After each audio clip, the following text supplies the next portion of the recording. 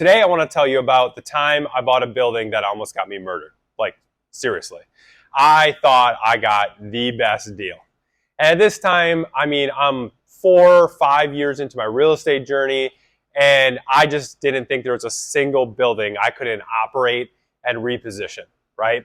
I didn't care about the location. I didn't care about anything. I was building a company, and I just thought that no matter where the building is, we're going to run the hell of it. I'm going to double the NOI. I'm going to increase the value, and I'm going to sell it for twice as much or hold it forever. And I liked the building. And it was an apartment. I didn't have very many apartments. I had like an 8-unit, maybe a 20 unit. But this was a big 4-story, 28-unit apartment. All right. And I was really excited because, again, I'm feeling like it's priced right. And through the way I negotiated, I did an awesome job negotiating and getting into the deal. But let me tell you why I was excited besides knocking out, it was 28 units, right? And I got it under contract for $1,090,000, right? Again, this is back in 2018. So real estate was a little bit cheaper. And again, I still am really good at negotiating how to get into the deal. You know, I'm starting to grow, I'm starting to expand. You don't already know this about me. I buy everything myself, so I own it 100%. So coming up with 20% of that would have been $218,000. I convinced the seller to carry back $218,000. So seller carry $218K. What that means is at closing, he was going to fund my down payment. I actually negotiated this price if he would carry this at the minimum interest rate, which I think at the time was like 1.17%. So I'm basically paying principal payments on this $218,000. So now I can get into the deal with none of my own money. There's various different credits, a closing cost credit, you know, you get the rent prorations, security deposits, some tax prorations. I ended up closing the deal with $30K in my pocket. So they gave me a 4-story apartment building and $30,000. So you might be thinking, like, where is this story going? Like, how did he almost get murdered? And why is this a bad deal? Like, where's the story? Where's the lesson? Well, day one, there's a shooting right outside this building, like literally bullet hole in the doorway. I walk into the building and it's like a complete, obviously I went through the inspection during the due diligence process, but there was like piss and even shit, like literally a person, not a dog, shitting in the hallway. The laundry room's a complete mess. You could barely find, there's 4 different ways to get all the way to the 4th floor. No elevator, by the way, grandfathered in, 100-year-old building. So like not a lot of CapEx, but this building was in a D class, maybe an F location. And even that didn't bother me that much initially. I'm like, wow, this building looks like shit. There's a lot of bad people in here. Someone literally got shot. I didn't know. I seriously asked my property manager if we should wear vests as we're walking through up into these units, like knocking on the doors, say, hey, new property management company. It was scary. But that wasn't the lesson. I can deal with that. Our thoughts was to clean it up. You know, through inspection, you're walking all the 28 units. We actually met like a lot of really cool tenants that wanted this building cleaned up. Some with even kids. So we were on a mission to clean it up. And as we started cleaning it up, we would take 2 steps forward, and I'm used to 1 back, but at this building, it'd be 2 steps back. You know, we would remodel the unit, spend $10,000, $15,000 making the unit look awesome, evict all the people dealing drugs, you know, the people that are on drugs, and put in somebody great. But then all the buildings and all the street around had bad tenants, right?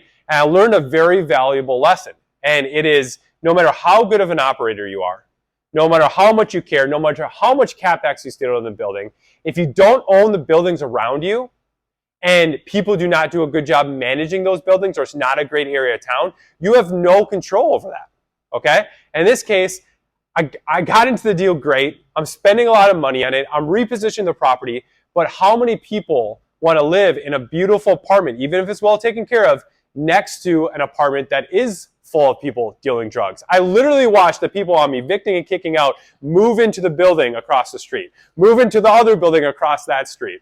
Sucked. And over again, I tried and we tried to do the right things, but something would happen. The huge boiler would go out, or we would accidentally put in somebody that was on the cusp, and then we'd have to end up evicting them. There's a ton of times where just the building in general wasn't very safe. We put up 3 different kinds of security cameras. I mean, we had people ripping down the cameras, cutting the wires. I mean, it wasn't until like a year and a half into the thing that it was actually like had the right group of tenants and somewhat safe. But even then, right, our building's now safe. We got the right tenants, and we have people dealing drugs or doing drugs walking right across the street, right? Or homeless coming in and still pissing in our entryways. You can't change the location. You can't change the location, no matter what you do. A couple other things about this. So I'm sticking money into it. I'm obviously trying to raise rents. Not easy, obviously, as you can imagine. I mean, there is a lot of crazy stuff here. One last story. I literally walked into a unit, and because we're getting complaints that it smelled bad, right? She always paid her rent. She never bothered anybody, but there was just a really bad smell, and everyone was complaining about it. So at this time, I mean, my portfolio is pretty small, and this is a priority property that is not performing to the budget I thought it was. So I was there a lot. So we open the door, and there's an older lady, and she's petting her cat. And it smells horrendous. And as we're looking around the apartment, we can't find where the smell is coming from. And as she's petting her cat and petting her cat and petting her cat, my operations director looks over, and he goes, "Logan, the cat's not moving. The cat's dead." She's literally petting a dead cat. And the cat, even worse, on the other side, has been dead for a long time. And that is where the smell is coming from. I mean, these are the kind of situations we're dealing with at this building. Why did I get it for a good deal, by the way?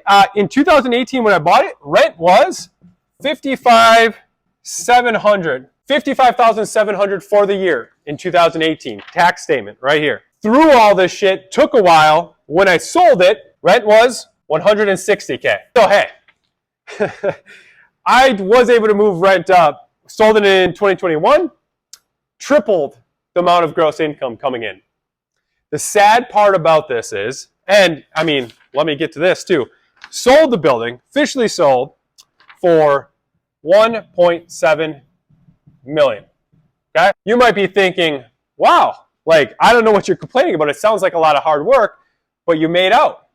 No, I didn't. So I bought it for this, carried for this, sold it for this.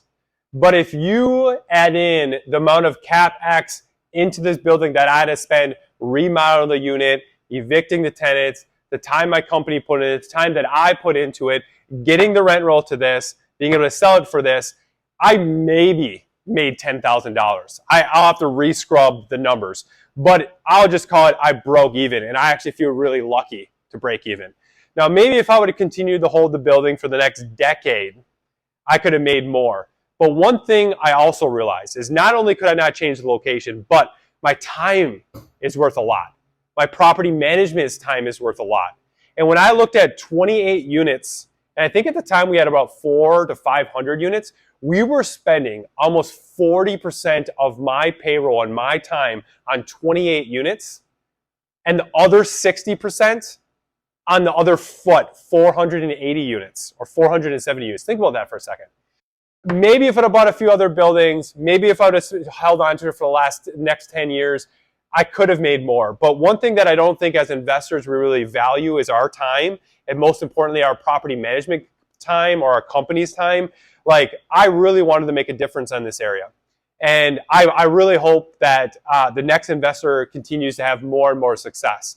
But for me, there are so many other better opportunities in better locations where I could repurpose that 40% of my payroll on those opportunities that would make me substantially more than making a little bit more. And I mean, still 1.7 for 28 units in 2021, that's a great deal at a price per unit, but not for the amount of time that would take. Hope you like this story.